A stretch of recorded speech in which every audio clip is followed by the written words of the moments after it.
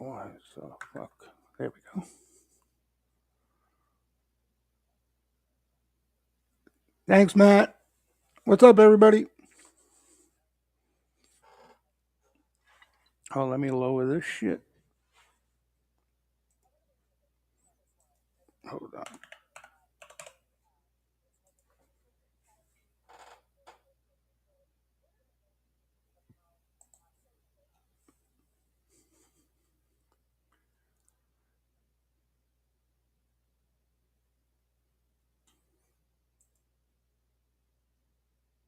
All right. Oh wait, yeah, I'll put this on here.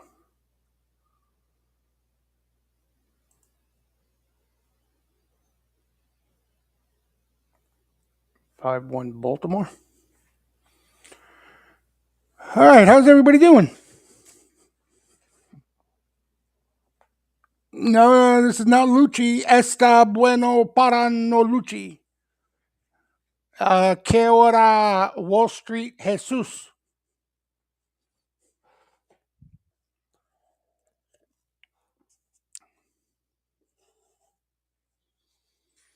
Yeah, it's interesting. I think you worded it perfect, Hailstone. Some may consider it a boring week. Others who were looking for rotation, could look at things differently. So I think it's a constructive week net for the market. No doubt about that.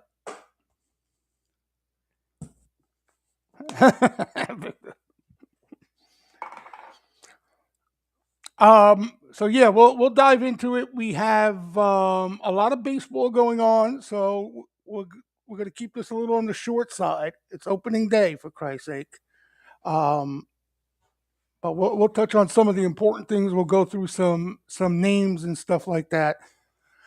So to Hailstone's point, again, you know, you see how many people talking about the same stock, let alone stocks, right? Everybody was concerned about NVDA and complaining about NVIDIA because it's not going up or down and it's kind of screwing both bulls and bears.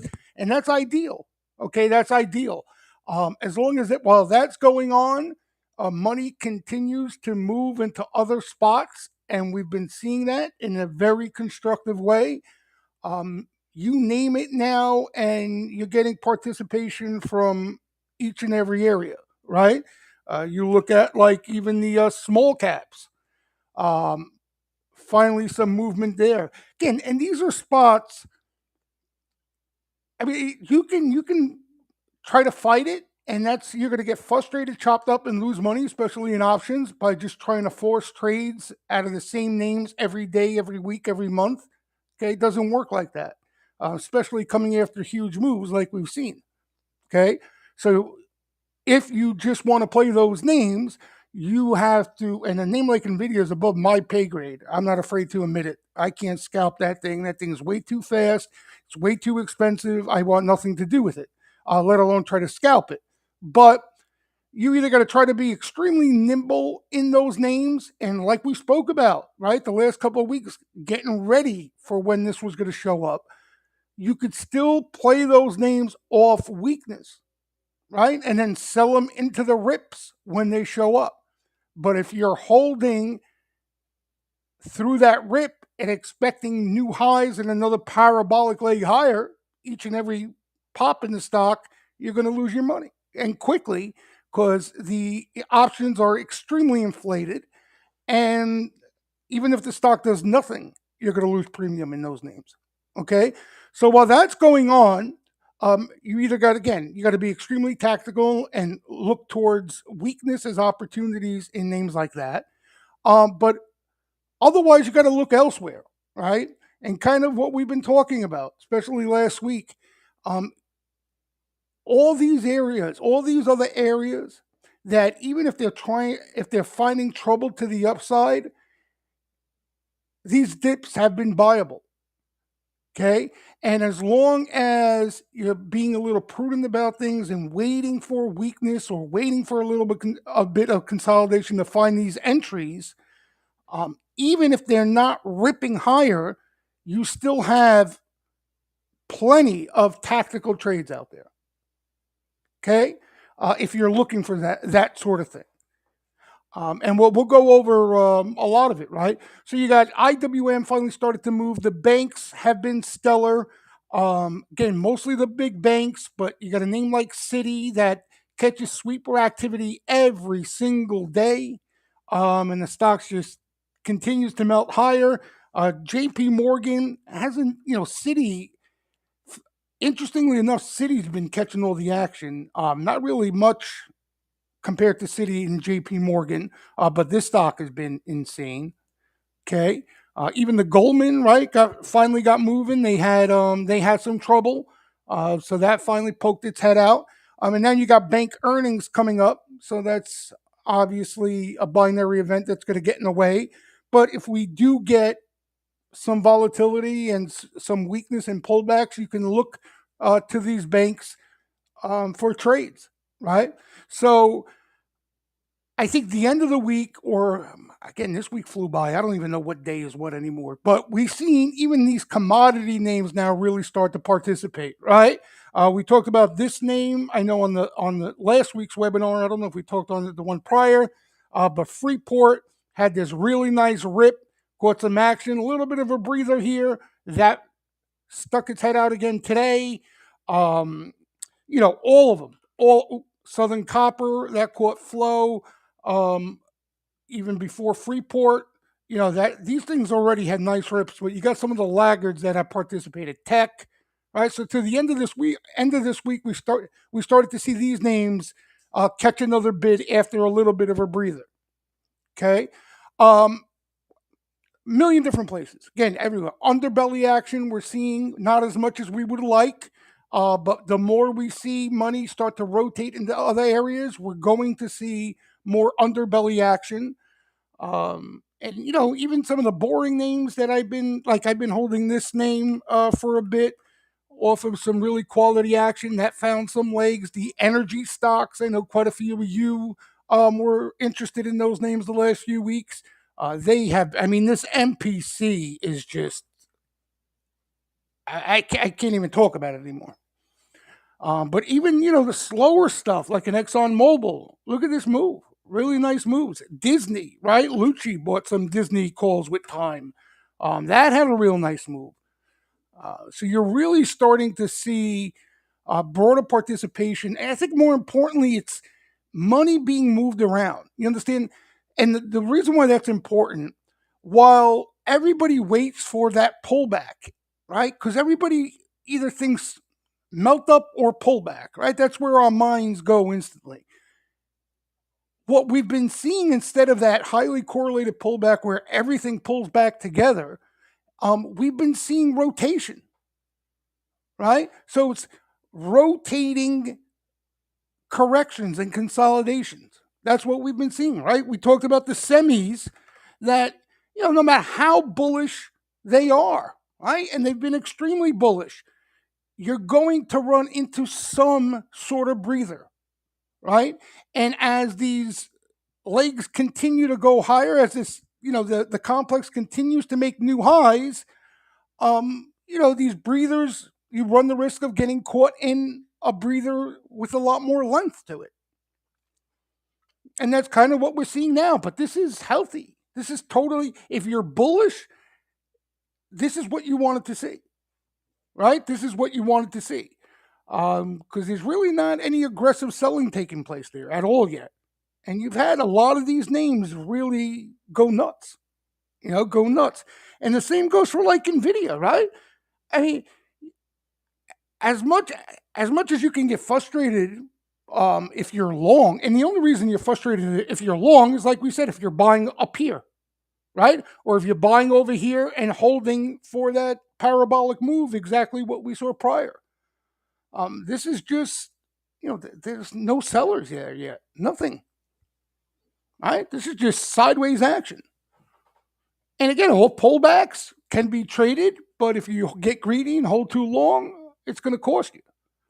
But the money and the opportunity's been elsewhere. They don't move like some of these AI names in semiconductors, obviously, right? But Again, they could. I think the moral of the story is everything continues to catch a bid off dips, right? Everything. So even like for example, the small caps, like that's the trade you want to catch, right? That's the one you want to get your hands on. You while you're waiting for that move, you could still trade around it. You could still trade around it. And anytime there's some selling there and there's some weakness, you can add to a position or trade off that dip and make money while you're waiting, right? So that's kind of what we've been seeing. And big picture wise, this is why we're seeing it. Okay, this is why we're seeing this constructive action, in my opinion, more than any other reason out there. Um, it's on players on the professional side via hedge funds being underexposed to equities as a whole. Okay. And remember what we talked about, right? The only place where hedge funds were getting long, whenever they got long, okay, whenever the market squeezed them and they had to cover shorts on their um, index puts and shorts and stuff like that, anytime they added long exposure, it was into one group, the Mag 7. Okay. That's the only long exposure they had to the point where it got significantly overcrowded. Okay. They've been doing that for quite a while now. And that, if you guys remember, right, even on the morning broadcast, we talked about just that Mag 7 complex, how it's going to be really tricky, right? If you're bullish in those names, you want them to correct all at once, all together, right? Because then you could find an entry in these names again. Otherwise, the more difficult part is what we're seeing right now, and it's random in a sense. One name looks better than the other. One name is up this week, one name is down this week, right? Tesla looks like shit. Google's looked better of late. Microsoft looks okay. Apple has been a mess, right? But as a whole, that Mag 7 trade has been significantly underperforming. Significantly, right? And that's the total opposite of what we've been talking about for the rest of the market. It is overpopulated, right? Whoever wanted to get long those Mag 7 names, they were already long. You remember those charts we looked at?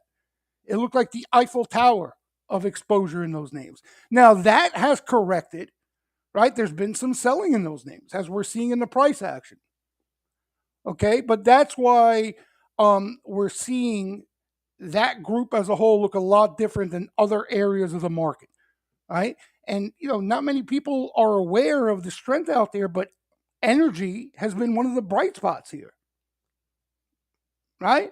So it's almost like it goes unnoticed um, until the move already happens, and you start to see that outperformance. And this is the other thing too that we spoke about, if you remember. This is the equal weight S&P 500, right? So while you get the sense of a lot of choppiness, right? Because NVIDIA is not doing nothing, Mag 7 is tricky. The equal weight S&P 500 is making new highs. And that's what needed to happen for this market to remain bullish. Okay. And again, the reason I feel it is happening and there was a good chance of it happening was because of this. Okay. So what you're going to start to see, what we should see, barring any shock that we don't know about, right? Which is certainly a risk right now, because there are possibilities. We're in a sick, crazy ass world, okay? But without some shock, something new to the market that we're not talking about right now, um, you're going to see more money move in to these other areas. And off pullbacks, even some of the hot stuff will find buyers. I think on the upside, it's like it's been. It's just it gets more difficult in some of the hot spots. All right. So this is hedge funds in individual names, and you can't really make it out. I wanted to blow it out so you could see the whole going back to like 2017, where they've been historically. But they've covered some of the shorts in individual names. This is pretty much up to date right here. Okay. But again, they are still net short as a whole and not long as the market melts up. Okay. If you talk to a perma bull, he will make the argument that you're going to see a further melt up in the market. And it's a legitimate argument. Okay. But a more sensible takeaway, like we've been saying, is these dips and these pullbacks are likely to be extremely shallow because these guys are going to cover shorts and put some money to work off any pullback. All right. This is again just a little different look here. Active manager positioning across different funds, and you could see. Look, I mean, again, we're in quote unquote a melt up, right? Look at this. Right? If you are going to make an argument for a top, right, based off positioning, you're going to see the complete opposite of this. You're going to see this flipped over. Right? And you make the argument everybody's extremely long, and there's really not much buying left. This paints a completely different picture. Completely different picture. Okay? What can overpower this, right, is something that goes boom, like I said, that exogenous shock, okay, that kills the narrative and has basically players just put their guns back in their holster, right? Or get more short in a sense. Is it possible? Of course it's possible. Okay. Is it probable? They don't happen often. Okay. They don't happen often. And this is just, in the US, a composite beta positioning compared to the market. And you can see, right? Like you look where they should be and have been in the past into rallies, right? It's all up in this neck of the woods, right? Or at least on the positive side. And here they're significantly underexposed. Right? So we should see things like this flip to at least positive. How deep into positive territory is a whole different can of worms. Right? Who knows? But at least flip positive. So then let's look at, so that's the positioning thing we have touched on for a while. Let's talk about one more thing, positioning. Why flip flop all over the place? Where is it? It's here. Another thing where we keep an eye on positioning is in the futures market, right? And we look at Sharpies, commercial hedgers, and we look at hedge funds and small specs and how they're positioned, right? This chart we're looking at, which we look at every week, is what we refer to as the sharp money, okay? Sharp hedgers. Their job, their goal is to hedge when positioning gets too one-sided, right? When positioning gets offside. And what they do is they take off all their hedges when the complete opposite happens, when positioning gets too bearish. Okay? So again, for anybody who's new to this, here's the end of 2021, right? They were jarring farts. NFTs were going for all sorts of money. Everybody owned everything at that point. Sharpies were aggressively slapping on hedges for the last quarter of that rally. Okay? And then as the market pulled back and that positioning unwound, you could see how aggressive they started to get on the long side. Okay? Uncharacteristically here, with the market, quote unquote, in melt up, they've remained net long and unhedged. Okay? What we're keeping an eye on is when they choose to add back those hedges on the aggressive side. And you will see something like this. This dip into the negative zone and push lower. Okay? The reason why they're probably still net long is because hedge funds, which is this green line here, is still net short equity index futures as a whole.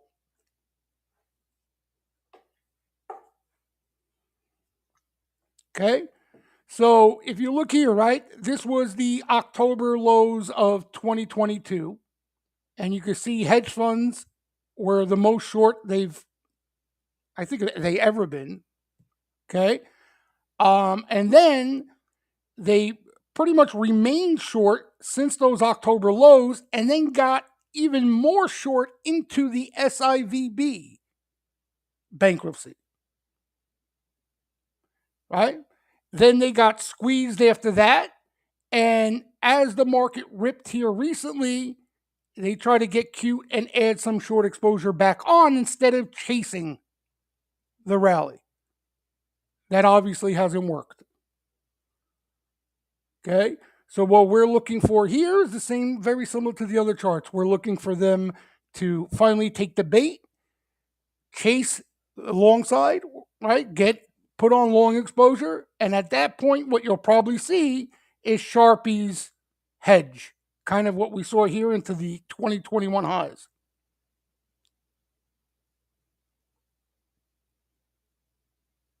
Okay. So that's on the positioning side. As far as big picture signals that we've been paying attention to out of the credit markets and stuff like that, these are financial conditions. Okay. You hear Powell talk about how financial conditions are restrictive from his view, right? The market's been telling us a completely different story. Okay. The looser financial conditions are, the better risk assets perform.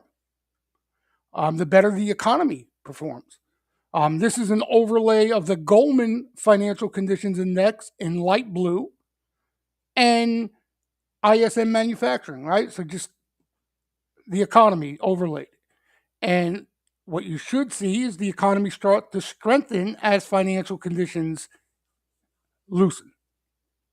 Okay, here's what's interesting. This is from TSL. What did I do? I posted it twice.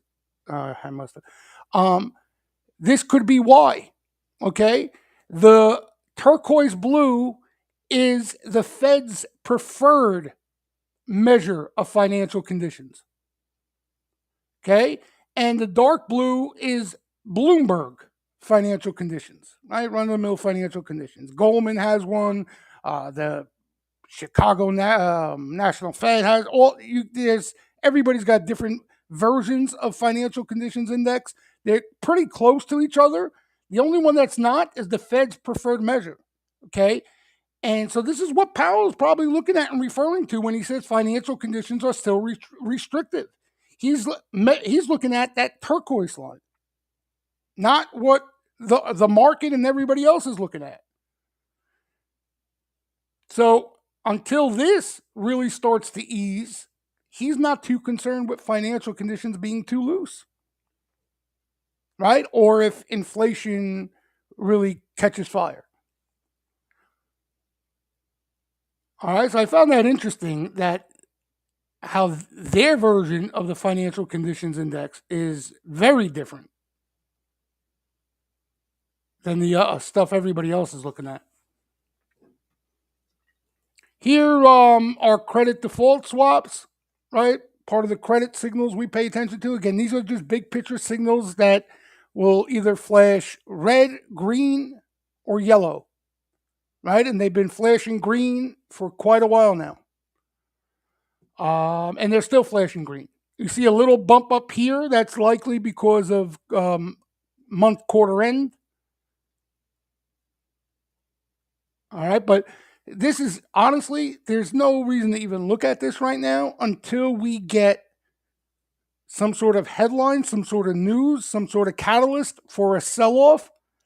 And these signals will tell us whether we should be concerned about that news or not. Right? Is the narrative out there, is it changing? That's what we want from these signals. Okay? How will they tell us that? If there is a sell-off and some news and you have credit default swaps really start to widen aggressively, Okay, that's going to start flashing a yellow. And what that means for us is instead of what we've been talking about for weeks, months of any weakness is a opportunity to look for long somewhere, okay? That will signal to us we need to put our guns back in the holster, sit tight until it stops flashing yellow. Okay, and if that flashing yellow goes to red, meaning swaps continue to widen out throughout 2022, perfect example, we don't want to buy dips. We don't want to chase rips. We don't want to do anything on the long side but day trade when this is happening. Okay? Because this is happening. But when this is doing this, every dip is an opportunity to get long. Something.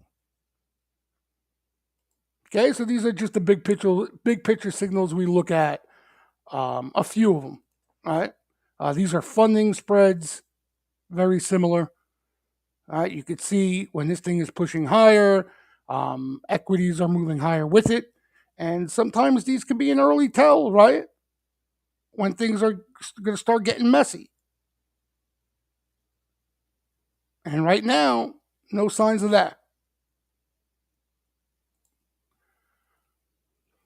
All right, here's another version of financial conditions. This is BOVA making the point financial conditions improved, confirming the rally.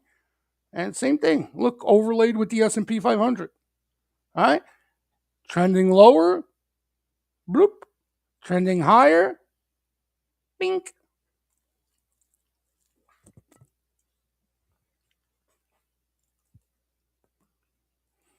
All right, and the only other thing worth of interest to share with you guys today on this front is this week was a quiet week, short week, low liquidity, lighter volume. Wasn't that bad though. Wasn't that bad. Could have been a lot worse. Next week, there's a bunch of stuff going on. Okay, it actually starts tomorrow. You got the PCE and Powell speaking a day after the market's closed. Okay, so it actually gets underway tomorrow. But then next week, you got the CPI, you got the ECB, you got bank earnings, you got a Google Cloud conference, you got Marvell, an AI event. Marvell has been acting really nice this week. All right. So you got a lot of things. You got a busy week ahead. And obviously, we're getting earnings season back underway. Unbelievable. Weren't we just talking how what earnings season is done and we were all excited about it? It never is over earnings season anymore. All right, so we got we'll keep an eye on that on the catalyst for next week because there's some things going on. All right, earnings season doesn't end anymore. They're so spread out between Micron starting it off really early, and then you got the software names that like NVDA that announced so late. You're right, it never ends. I mean, it's unbelievable. I come from a generation of market watchers and players who you had to read signals to get an idea of what the Fed was thinking. They never spoke. When Alan Greenspan spoke, you were more confused than before he opened his mouth. To the point where they used to try to pick up the way he was holding his briefcase to get an idea whether he was hawkish or dovish. Okay? Now, they not only tell you what they're going to do, they tell you what they're thinking about, they tell you what they're talking about, and it's probably more to the reason why this market kind of factors things in, especially on the Fed side, a lot faster than most of us who have been in the game a while are used to. Right? Everything gets priced in immediately now. And it used to, nowhere near it back in the day. Because nobody knew what to price in back in the day. Now there's no surprises out of the Fed. The Fed doesn't surprise anybody. Right? He actually tells you he don't want to surprise markets at all. All right. So again, here's the narrative is out there. We've been talking about it. We've been beating it like a dead drum, right?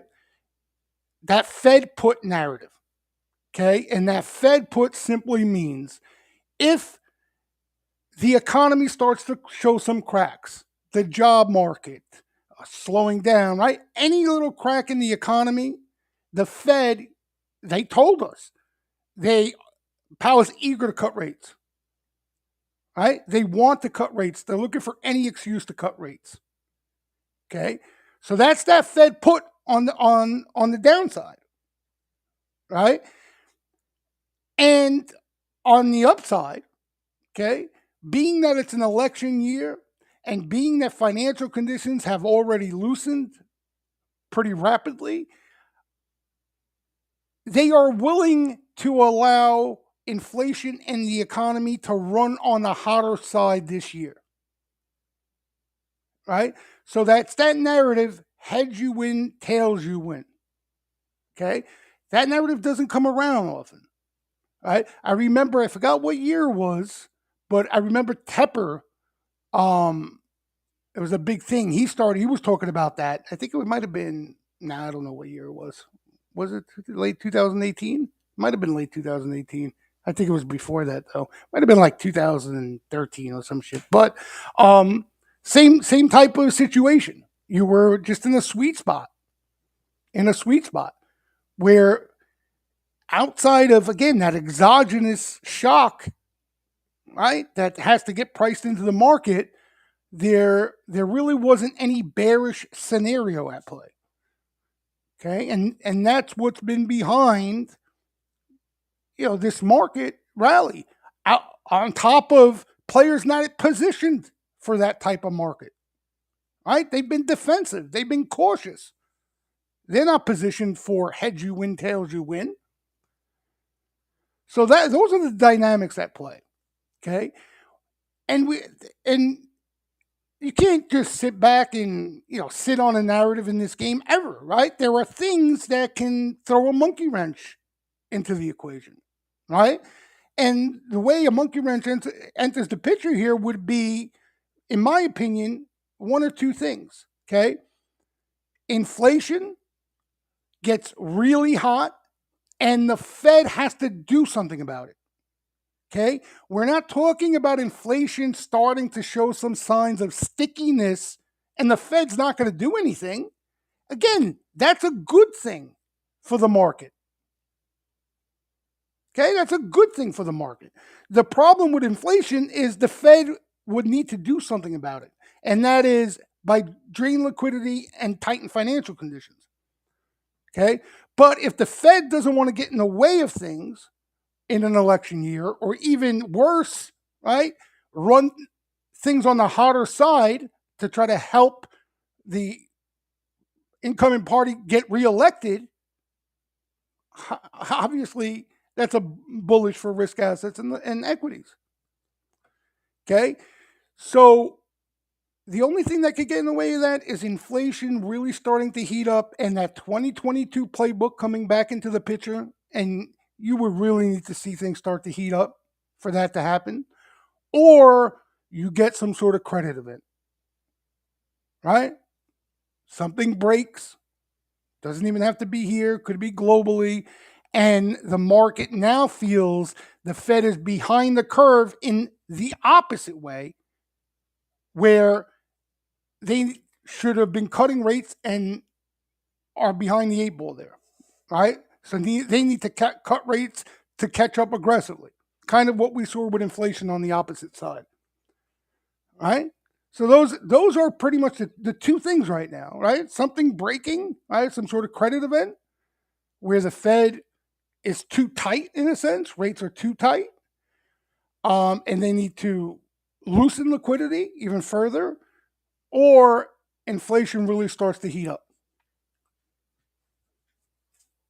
That's what currently, right now, in my opinion, would change the narrative. All right. So those are the two things that we got to keep an eye, and we're gonna obviously we would hear about it if and when something like that comes about, right? While we are waiting for something like that to come about, the only other thing to pay attention to is positioning. right? Because the only other thing that could get in the way of this bullish theme is if everybody is already long, the any little catalyst can create some violent selling,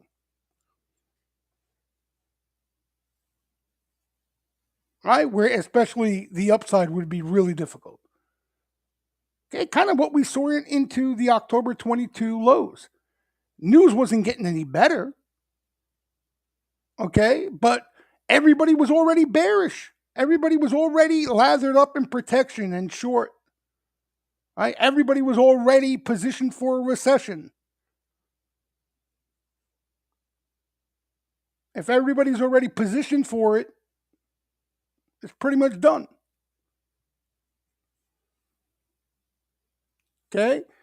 So those are the things we got to keep an eye on. Again, in the steam room, we talk about it as much as we could possibly talk about it. We speak about it on these webinars here. Um, and in the meantime, we're looking for um, ideas generated from flow and sweeper activity to get a gauge on where the money is moving. All right, where the money is moving. Um, just quickly, let's rattle off a couple names that caught some decent sized bets, interesting bets. Today, what was it? You had this name here, KDP, caught some late day October buying. Okay, this is Keurig Dr. Pepper. Not a sexy name, but again, part of that rotation theme.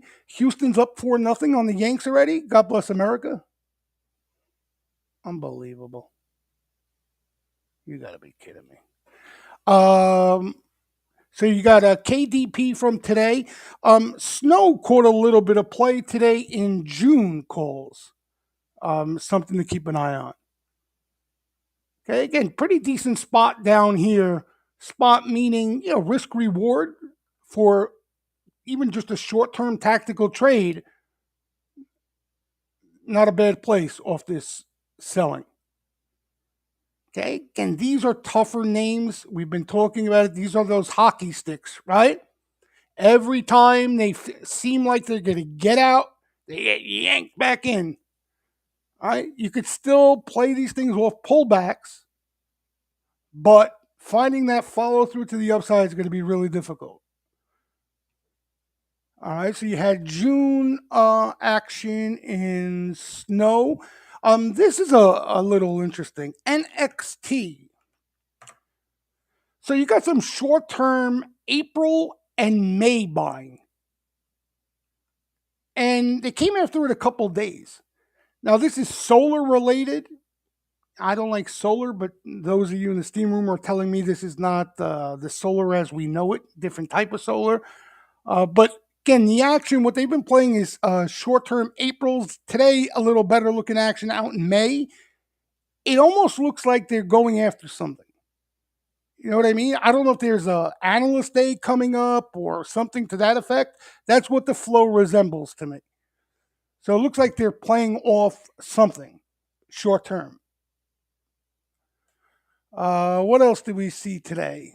Anything else interesting? And then this guy caught some leaps. We've been seeing the gold miners seeing some flow and acting well. HL, they bought some leaps, 2026 leaps.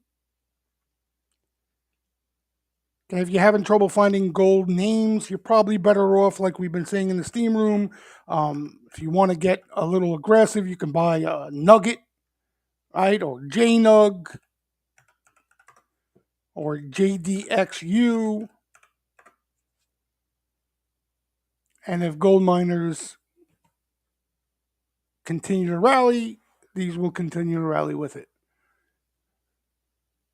All right, that was the action from today. Throughout the week, LMT caught a size sweep. This looks pretty good. Looks like they're playing for a breakout here with time. They I think it was a couple $1 million in the sweep. All right, so a lot of these industrial type names, they've been seeing some action. Right, we talked about last week. This guy caught some nice action. Floor put a nice rally together here.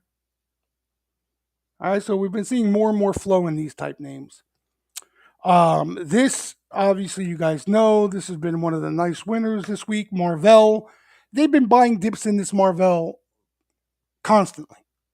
All right, they bought here in this consolidation. It ripped. It came back. You had a downside niner there. We were talking about last week, if you remember. Let me clear this up.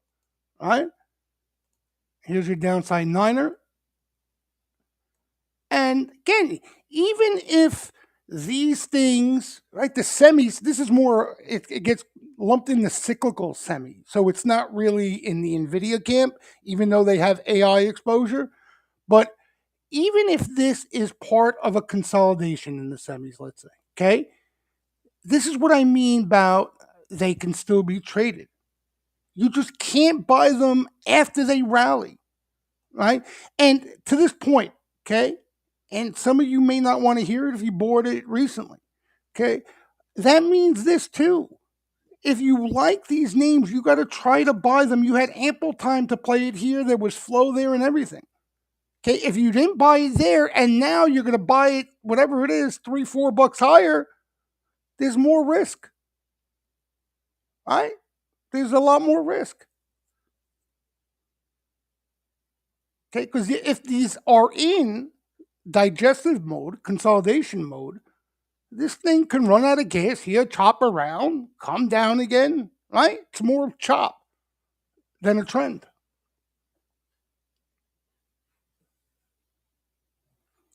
So that's what I mean by that. But the Marvell has been great. WDC, same thing there, right?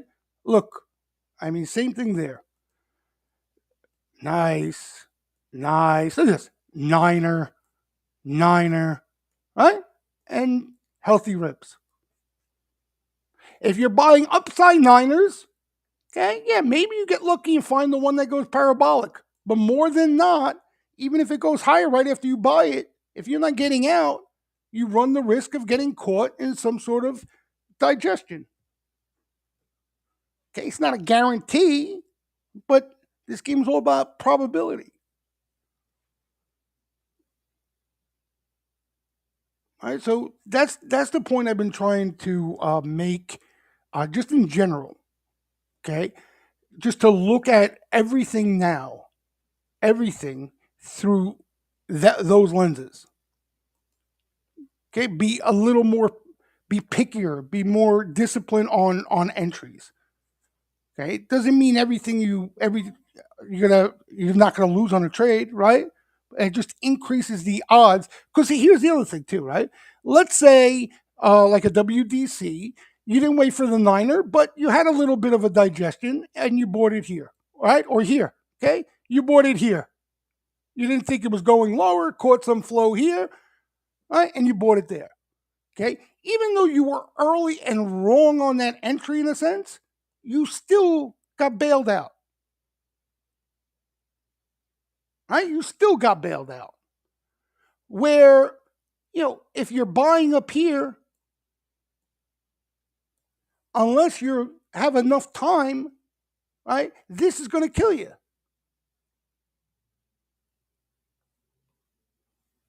So that's the point I'm trying to make with these things. What else? WDC. I'm trying to think of other stuff in other sectors outside of semis. God, my mind draws blanks when what are you guys talking about? Yeah, these the Bitcoin things. They've been more sporadic, right? We talked about this name being one of the better names flow wise. Again, you got to try to buy dips if you can here. This thing's already moved, right? Coin. I mean, these things are just this. I'm not going to tell you anything about these names that you don't already know. These eggs have hatched. You know, can you buy dips and trade them? More than likely, you can, as long as this remains hot and in play. I think even there's some of the more speculative names out there, like we were talking about today, like a name like this, Bitfarts, we call it. That really hasn't done anything special. If you think Bitcoin really has this crazy move ahead of it, they probably come after this at some point if that's the case. And a lot of these things really didn't go anywhere in a sense. Yeah, Mara. I mean, Mara's been a great stock. It just recently had a pullback, and again, for like pullback, you see some flow. Niner, same thing. You see some action there. You want it for a trade, trade. But will it go to new highs and then some? I think it all comes down to what Bitcoin's going to do. Obviously, right? So you're playing Bitcoin, and to that point, you're probably better trading the ETFs if you like Bitcoin. Right here, look, BITX. This is 2 times Bitcoin. Right? So if you're making a Bitcoin play, like why do you really even want to bother buying a miner that has already moved and is not as correlated anymore? I mean, Bitcoin can rally like we just seen, right? Bitcoin has rallied and Mara net has gone lower. So that's, I think, the tricky part now. It was different coming into this year, obviously. These things didn't make the move yet, right? I mean, the CLSK was single digits. Now here, right, buying it at 21 and what? You're hoping for 30 if Bitcoin explodes? I think if that's what the way you're looking at things, you're better off buying BITX. Right? Or there are a few of them now. Now you got not IBIO. What is it? BBIO? No, I don't know. One of the other ones. I don't remember the symbol.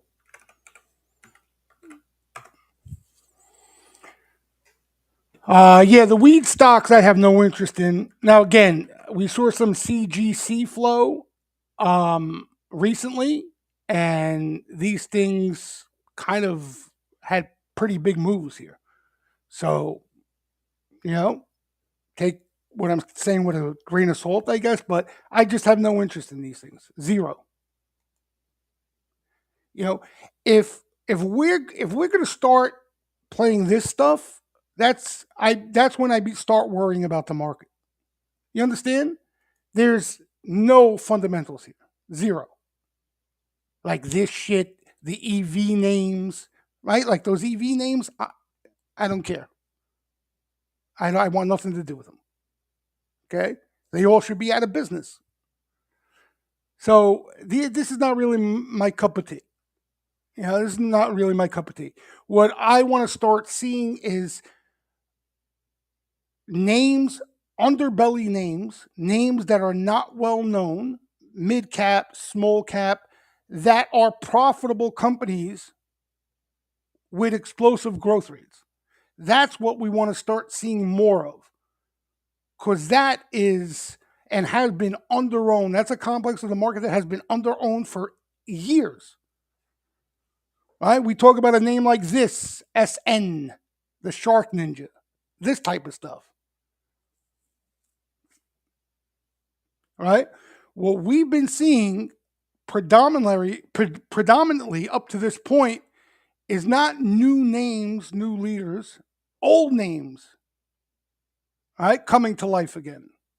From started with Mag 7 mega cap, then large cap, then it started to spill over a bit. Okay, we still haven't really seen the underbelly, as we like to call them, new names, new growth stories emerge here. And that could be a phase that's coming. And we'll see. We'll have a lot more names like that to talk about. Right. So what we've been seeing instead is predominantly AI theme. But again, even the AI theme is not speculative. It really isn't. It's been the big profitable growth names that have done the best. Right? Chip stocks, all profitable growth names, all names we're familiar with for the most part, like SMCI is one of the underbelly growth names, one of the few, right? And you saw what happened to that stock, that sort of thing, right? Or this one, VRT, right? So We want to see more of this. That would be the healthiest sign for this market, this bull market to have length, new bull market, right? Those are signs of new bull market. Yeah, again, I don't know the market capitalization. I would say in the small to mid cap arena, right? Some price wise, they go anywhere between $5 and $80. So it's not pink sheet bulletin board stocks. It's not weed stocks that are bleeding money. Like these are real growth names making money, right? SMCI did this not based off hype. They did it based off numbers. You understand? So we haven't seen that in this market. This market's been about exactly the older names like a Dell, like an IBM leading, GE, right? So now you see what these things have done, okay? At some point, they need to slow down. They need to stop. This can't go on forever. GE would be $3,000 a share. Okay, so it's going to go into some sort of consolidation, right? Eventually, it's going to, at the least. And when these names go into that consolidation, we're hoping to see more underbelly action. That's what we're hoping. Okay, what we've seen prior to this point is when the hot names, the hot tech names go into some digestive period, they rotate into energy, they rotate into commodity, they rotate into banks sometimes. But right, see, even in banks, they're buying the biggest, the leaders. They're buying the leaders. Exactly. Yeah, new names. That's for me. Forget about the market going up and down, right? Because the price action only tells you what's going on now, right? The true health of a market, Ed, is exactly what we're talking about. And I know that's your game too, Ed. You like to look for that stuff. Like that's the true health of a bull market, a market in general. If you see more and more new names continuing to show up, right, especially when the fundamentals are there, that's the goods. And for those of you who aren't as active and you're looking to swing positions, right? Sit on an egg and hope it hatches in a big way, SMCI style. That's where the money's going to be made. That's where the money's going to be made. The other thing too is the market caps on some of these bigger names. They're gigantic. Even what they've done now is surprising a lot of us, right? Based off their market caps, how big they are. Where an SMCI can do this, and split 5 times. So yeah, we saw if you what's an example off the COVID lows. Think about the what happened off the COVID lows. Initially, it was the bigger names, the more established names that caught a bid, and then it didn't take long for money to start finding new leadership. And what was it? Remember the stay at home trade. Okay, because everybody was locked in their freaking houses, right, and banging out their credit cards. All these stay at home names, their numbers were exploding. You had a name like Peloton, you had a name like Amazon, you had a name, right? The software names that go into the stay at home trades, Zoom. So everything tied to that theme was benefiting fundamentally, right? Their growth, and they were the new leaders of that rally. This bull phase we've been in has been different, right? Because you have that AI theme, but it really hasn't, spilled into underbelly new AI leaders. You got some, but Not as much, right? I mean, look how many stay-at-home trade I could rattle off 300 names to you, right? And this the AI trade, we talk about the names all the time. We talk about the names all the time. So again, that's the only difference, but maybe that comes next, right? Maybe that comes next. Yeah, see, so like a lot of those names, and I don't know even. Yeah, some people tell me AI is behind some of these names and is going to benefit them. I have no idea. That's above my pay grade. But see, like you're talking some food stocks in there. It's sporadic. There's not like a common theme there. There's not a common group or technology or product or anything like that. Um, but yeah, a lot of those names I know them all. Right? Sweet Green, that's food. Hymns, Root. I think that's insurance too, heavily shorted. Shark Ninja, Kava. I actually own Kava. Chegg. Right? Those are the energy names that have been in Fuego. VST. Look at this. All right. So hopefully, and you're going to see the small caps act better when we start to see that as well. You're going to see the small caps participate more. Yeah, that energy trade, and see, that's what I think we're starting to see. Like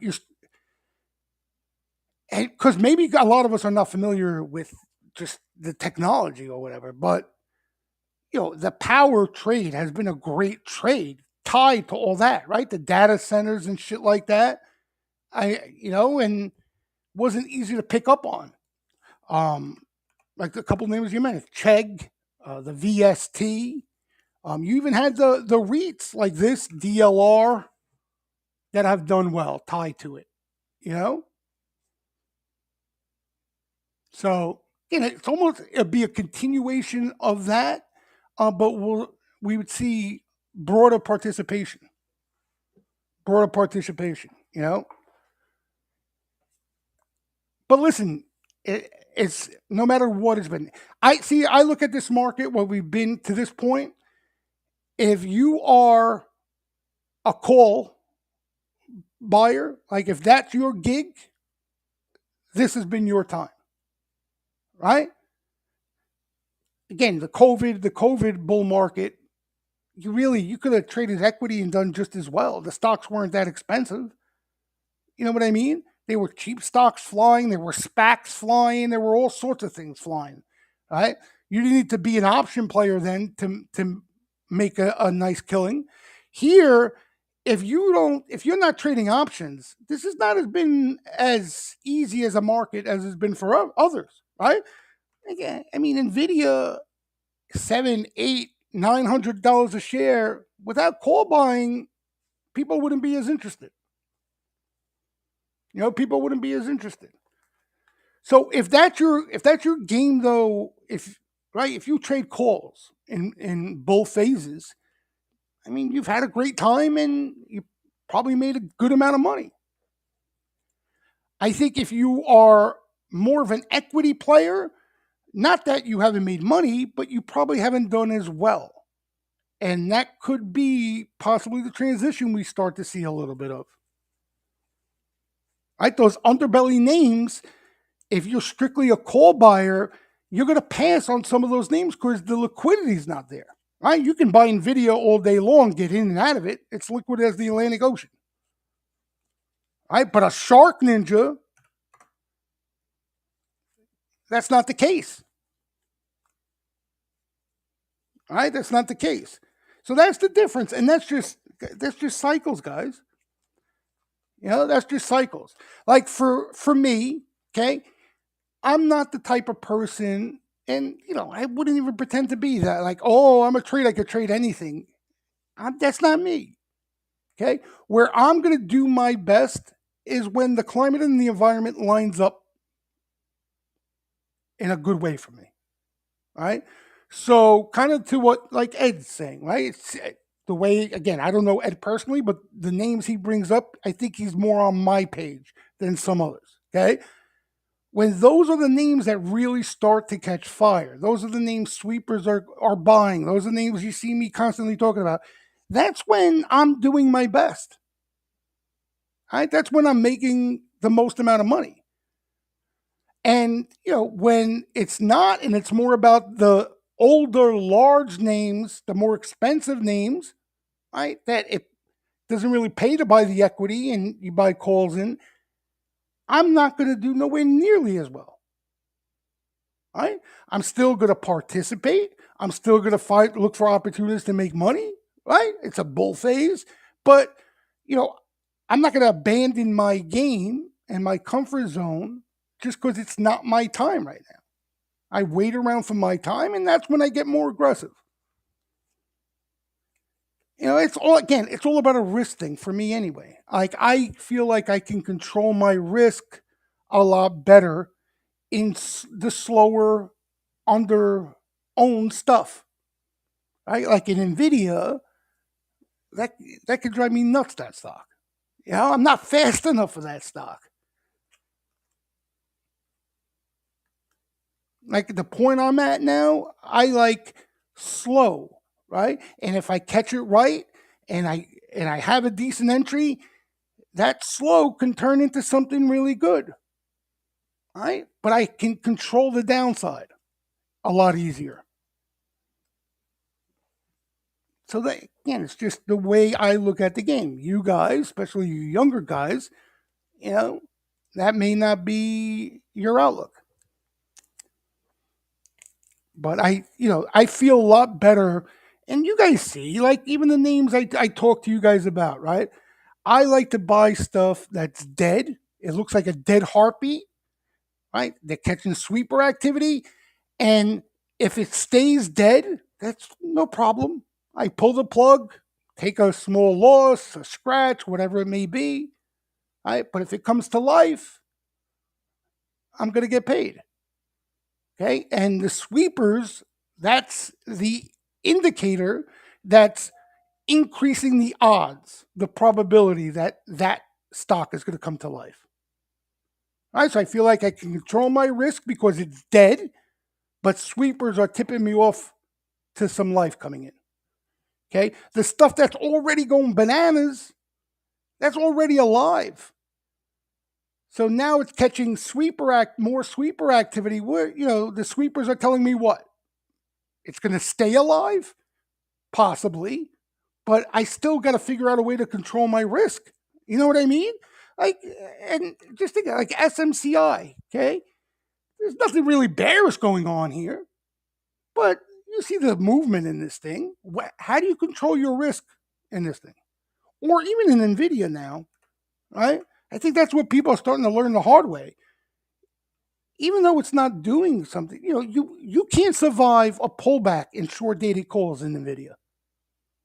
It's going to wipe you out, right? It's going to wipe you out.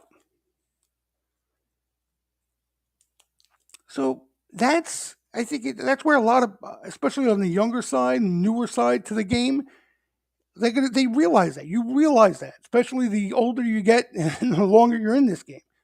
You need to control that risk. You got to figure that part out. I even said it to somebody who made a huge score, and I'm happy for everybody who makes money. I'm no bullshit. You make a score, I don't want to rain on your parade. But what'd you risk for that score? What's your loser going to look like? Because it's going to come.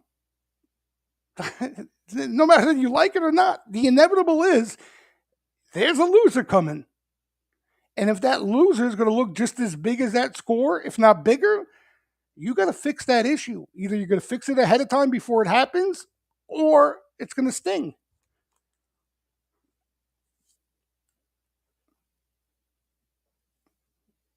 So moral of the story is that I try not to put on you guys, the way I look at the game at my point in my career, because I know some of you look at it differently. Um, but I like to share. What the hell was that? I like to share. What I'm waiting around for, the stuff I'm looking for, the stuff I may be waiting for as well.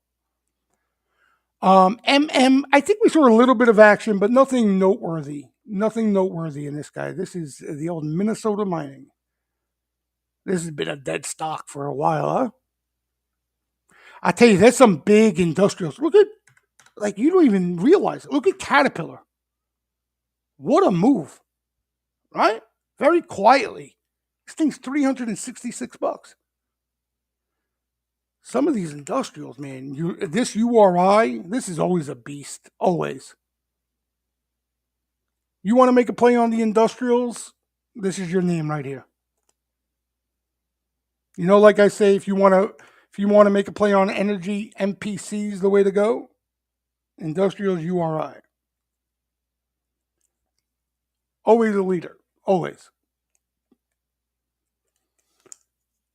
So what else? Couple more names, and then I'm gonna go watch the remaining of this Yankees debacle. What a disaster. APP.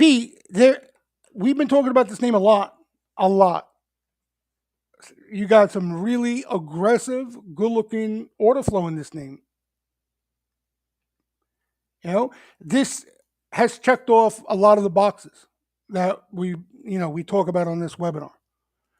Profitability, growth, and a lot of flow. Like I put this in the same sentence in camp as this VRT. Very similar action, you know? Again, the only thing, if you're in it, that's fantastic, Greg, and I don't think you should sell it, you know? If you're looking to buy it, that's where it gets tricky here now. You know what I mean?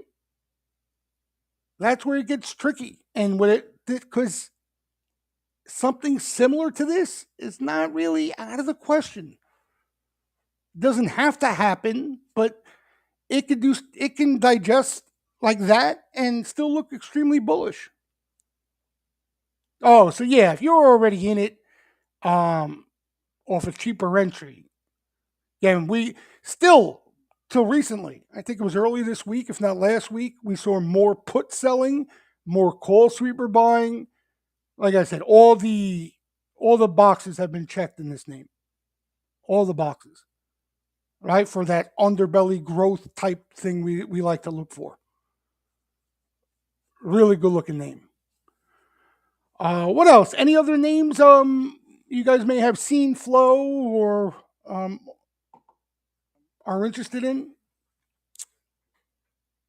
No problem, Greg. My pleasure. I wanted to talk about a few names with you guys. I'm drawing blanks now. There were a few names that let me think. Hold on. I didn't buy. I can't remember. I'm drawing blanks. So yeah, the commodity theme has been in vogue here. Energy. A couple energy names caught action today. Some underbelly ones. NE. NOG. NOG. There are a lot of them. There are a lot of them. If you like this energy trade, some of the best were this MPC, LMT. I spoke about a little bit ago. Yeah, it's just one sweep. I don't want to get too carried away or just one sweep. Struck. I like when they come after it with an appetite, but I mean that sweep was as good looking as you're going to get in LMT, right? Size and everything. So, and looks interesting, right? Looks like they're going for that breakout here. You might get a little bit of a breather here. That would be normal. You might maybe something like this, but then I think it probably heads north instead of south. All right, out of here, possibly. Just because, it's moved. It's moved in a pretty decent way. But yeah, I mean, if you like the group, because you don't get a lot of flow in this group. And I don't really look like this is the only name I know in the group, and this is the best one of the bunch. General Dynamics. Like, look at this. It looks different, but you don't get a ton of flow. You get LMT, GD, RTX, and that's the extent of it. So if you like the group, I think you got to take a shot on the LMT if you were looking for it. You know, Root, yeah, Root. Ed in the room made a not a huge score in this thing. This is a heavily shorted insurance name, if I'm not mistaken. Again, I don't, look at the, you know what I mean? I don't know if this is a meme stock or what, um, but I don't know anything about it. The insurance names I know and follow that have been seeing flow have gone bonkers now. PGR, Progressive, has been one of the better ones. I remember that Circle was the one on this webinar we spoke about. I remember talking to one of you saying that because it caught sweeper activity into this dip, there's no dips in this thing. And bink, but you're talking about a parabolic move in insurance. Parabolic. The other ones have seen some flow as well. You got AIG. Look at this. So, I'm not going to, for new money here, up here, that's not my cup of tea, But these are, again, if you're in them, PGR, yeah, that flow wise, that's been the best one. PGR, Progressive. A net, that's an old winner too. That's just a great stock. These aren't new, guys. You know what I mean? So I don't know at this point, like they still buy every little dip here. All right? Every little dip. And same thing, profitable, the growth is there. That it's been on the growth scan forever. But you're talking about a huge move now. Huge. So can it keep going? Yes. For how long before there's some sort of correction or digestive phase? That's the question. All states been moving to ALL. Let's see. Oh my God. What about Prudential? That had flow too. Prudential. Look at this. They look great. Like these even just broke out, right? Prudential in this. They look good. They look good. Retail. I don't know what's going on in retail. If it's AI that's turning these things around, but we've seen a lot of money made in retail. This Dix, I dropped that ball. I wanted to buy off that sweeper with time. Look at this thing. Okay, this Dix caught that sweep. I forgot what month it was, but it was a good looking sweep. You guys remember we were talking about it. That was that breakout. New highs here. Okay, look where this thing is already. Straight line. Bing, bing, bing. Some of these retail names have been crazy. Crazy. And even this thing is starting to catch some flow and look good. The Gap. Williams Sonoma, another beast. Look at this. All right, and the ANF, you all know that was kind of the one everybody was oohing and ahhing over.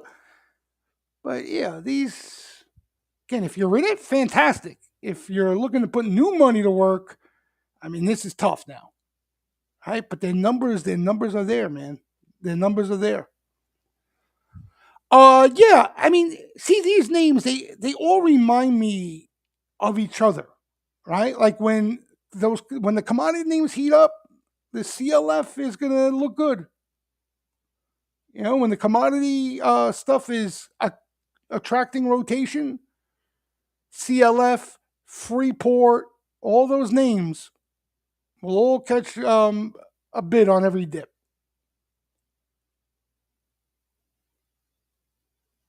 The problem is sitting through when they go out of favor. That's kind of the problem with some of these older names. They can go dead for a while. Now you could pull the plug, um, you know, at that point. But these names have been around for a while. One name I like a lot that caught some action is this Steel Dynamics, STLD. And yeah, it caught some action right there. Circle, right at breaking out, pink, and has been pushing higher since. Look at it. But this is a stud. Stud. Look at this quarter. Ready? This quarter here, they earned 260 for the quarter. Here they're looking for 350 for the quarter.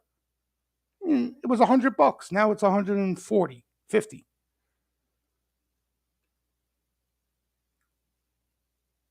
Yeah, but this is a beast. This is a beast. Valero, that's a great energy name. That's been hot as a pistol. But yeah, a lot of participation in the commodity complex. I'm not a big fan of these names. You know, I like the growth side much better. But you know that see if you could buy these things when they're dead or when they're just catching life, if you have enough time to, you know what I mean, wait it out. That's where you get paid on these things because there's no premium in the options. Nobody wants them when they're out of favor. Now they've come to life, you know. But you know, same thing. If you feel like you're a little too late, you must dips. You could trade these. These dips will all get bought as long as this narrative remains in place. You know, there'll be buyers on dips. Like this is the copper trade. Okay, Goldman is pounding the table on the copper trade right now. All right. If anybody wants any exposure to copper via equities, they only got two places to go: FCX and SCCO. You understand? So you want copper exposure via equities?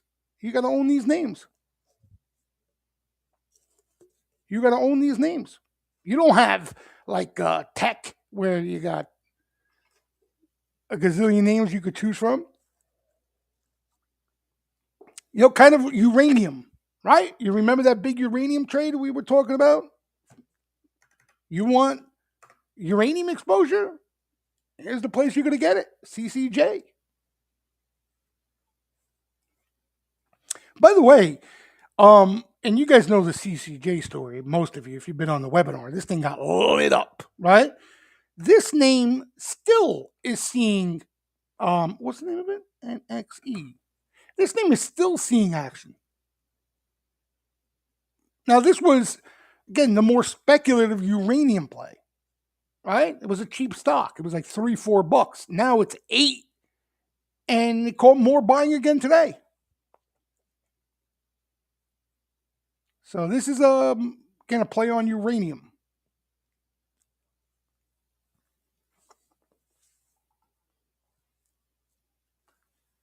You know, so again, these are rotation trades, right? These aren't the underbelly thing we were talking about. You guys know that, but these are rotation trades. So just the reason why I say that is if money rotates out of this space, which we've seen from time to time, they go dead. They go completely dead. They go completely dead. Right? So like think of this, right? The inflation trade started to come back into the picture a little bit here. These things have been, right, oil creeping higher. If we, you know, that inflation trade goes dead again, you're going to have trouble on a lot of these things. Ali, yeah, that's a financial. Again, that's been around a while. I think they got a new CEO, right? I think it was them. But this should start. I mean, it has been doing better, but this thing should get its act together because this is a good financial name. You know, and again, patience. If you have patience, there's a lot of underbelly financial names that, especially, you should be paying attention to the flow there. See any spots they're buying, but you need patience. You know, and you need patience. Yeah, a lot of us we like me. I like them slow when I'm buying them, but I don't want them to stay slow. That's not my goal. You know what I mean? I want them. I like buying it dead and it coming to life and heating up. Um, these things, it just, they're longer term. In my opinion, they're just longer term plays. All right, I think, what was the Key? Is that the one they were buying? I think it's Key. Yeah. So little by little, right, it's going in the right direction. We saw some longer term buying in this name, flow wise. Key. The REITs, I keep forgetting the symbol of. There's one REIT that catches some nice flow. S. Nah, what's the difference? But same thing here. You get a lot of these digestive areas that can lull you to sleep, right?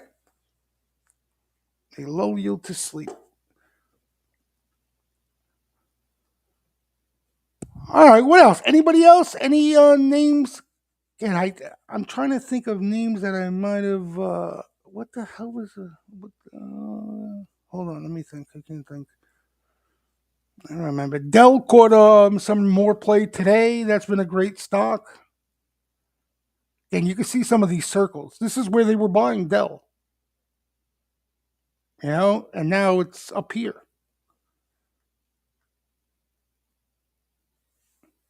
So that's the problem with these names. But again, trade them. You can trade them till you turn purple in the face.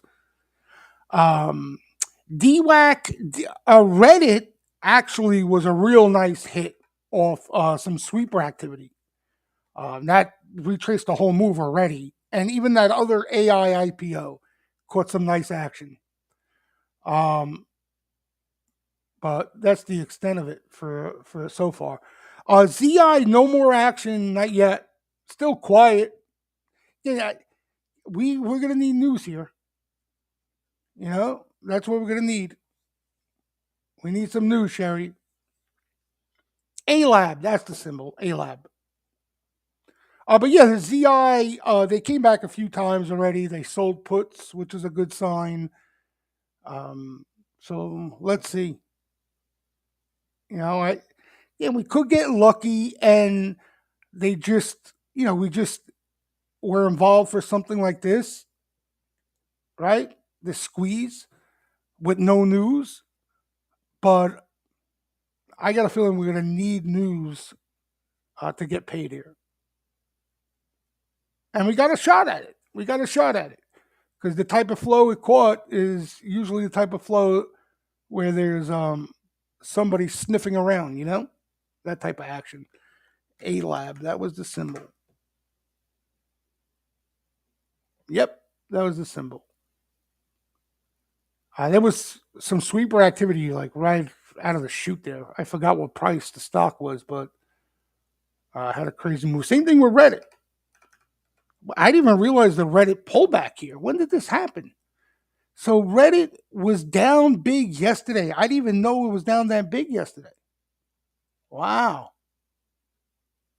I mean, that move was insane, though. That move was insane. What's this one been doing? Cart. Kind of got slow down here. IMPP, I don't know that. I don't know that one. Oh, energy. I think I remember this one.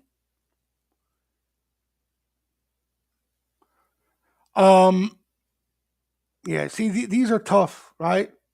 These are the more speculative energy names. They haven't really participated yet. This one, they're tough. If you're making a play on energy, Bandy, I think you go with the studs. If you're playing energy, like if you like energy, and that's why you want to buy an energy stock, I think you go with the studs, because if you're right, you're going to get paid. If you're right by liking energy, where you can see crude rip, and this thing that might not go anywhere. Might not go anywhere. So that's the risk you take with these speculative energy names. Kind of even the gold miners, less so, but same shit. WFG. I don't know this name. So this is a lumber play, huh?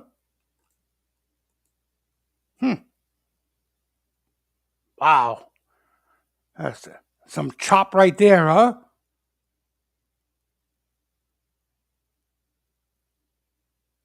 Yeah, I don't know this name.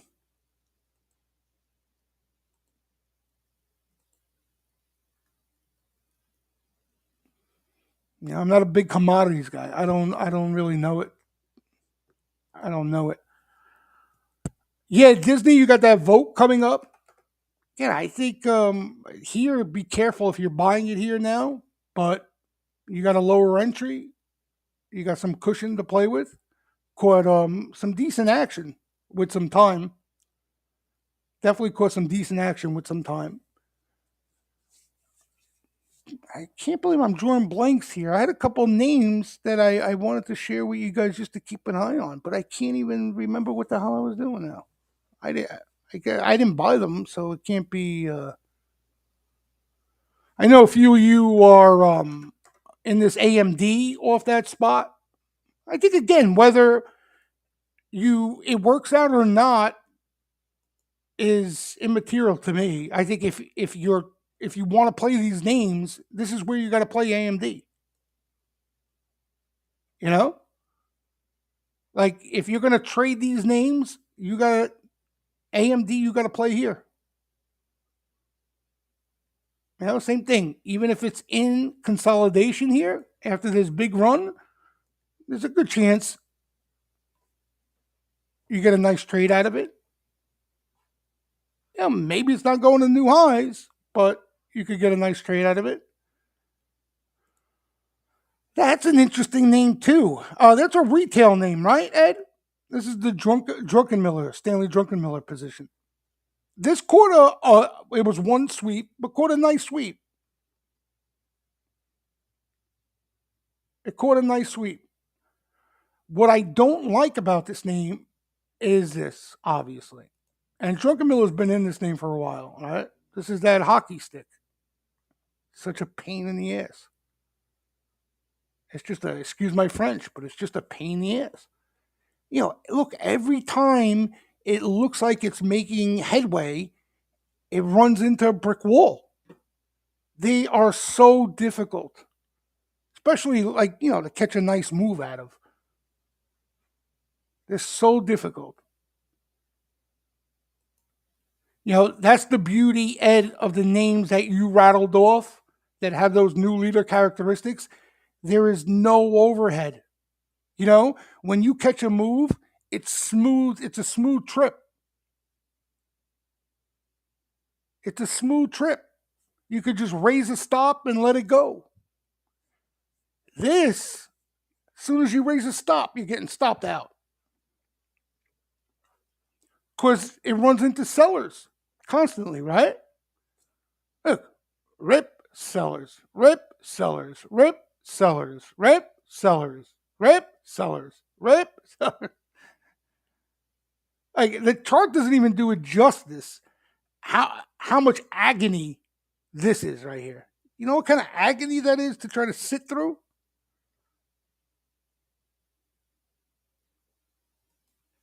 And the names like kind of what Ed was talking about earlier of recent, like the Shark Ninja, the Kava, right? The Sweet Green, VRTs of the world. They're just, when you're right, it's just nice and smooth. Nice and smooth. That's the difference. Let's see. Toast. I think that's a hockey stick, but let's see. That's toast. Let me see here. It looks better though. That's a hockey stick. It does. Listen. Here's your test on toast. Right here you go. It's interesting because you're at a bullish point here again. It looks good, just like it looked good here, just like it looked good there. Right, but that's that hockey stick. Some make it out. Some get out of the hockey stick, but more than not, it takes a lot of work. It takes a lot of work. Like we see, like Shop, and net. It's going higher, but it's just look at it, right? You're not if you're holding it. How are you going to sit through all that? You got to go close your eyes.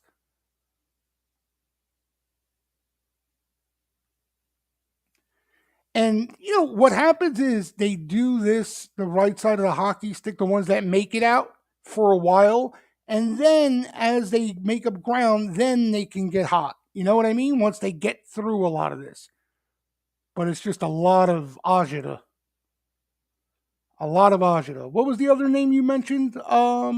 With the toast, where'd it go? Oh, TMDX. What's this? Transmedics. I don't know this name. I don't think so.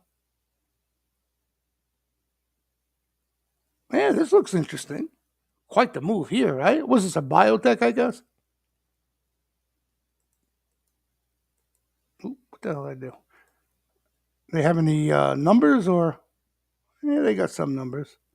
Not really. Nah. Well, it looks like they're going from losing money to profitable. So that's a plus. Yeah, NXPI, definitely off dips. Definitely.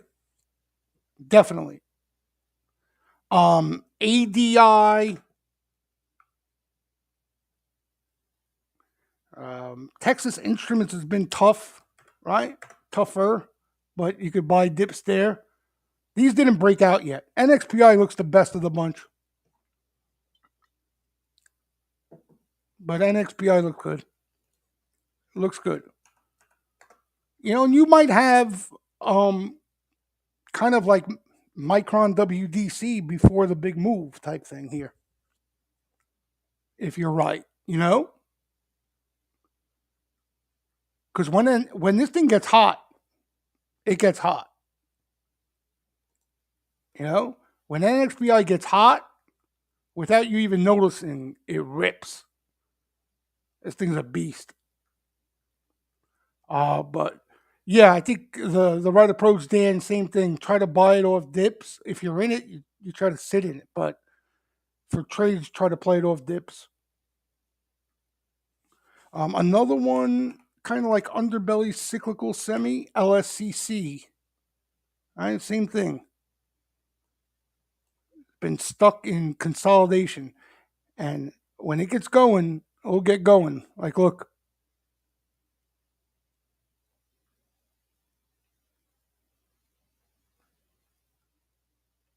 You know?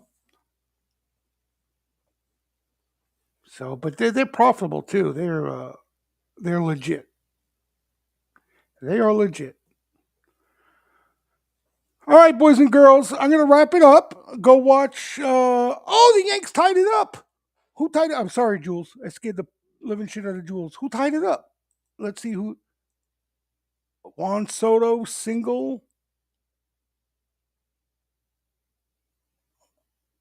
Cabrera. Cabrera hit the home run there.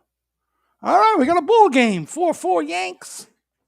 We don't want to embarrass ourselves opening day here. So yeah, enjoy the baseball, enjoy the long weekend. Tomorrow you got Powell speaking, and you have the PCE, which is interesting because if the PCE comes in a bit on the hot side, again, market's not open. Futures are trading though. Maybe you get some selling. That's not a bad thing. We'll take some selling to buy the dip, right? So you got a few things to watch while we're home sitting in our pajamas. All right, but enjoy the baseball weekend, the long weekend, and I'll see you folks on Monday.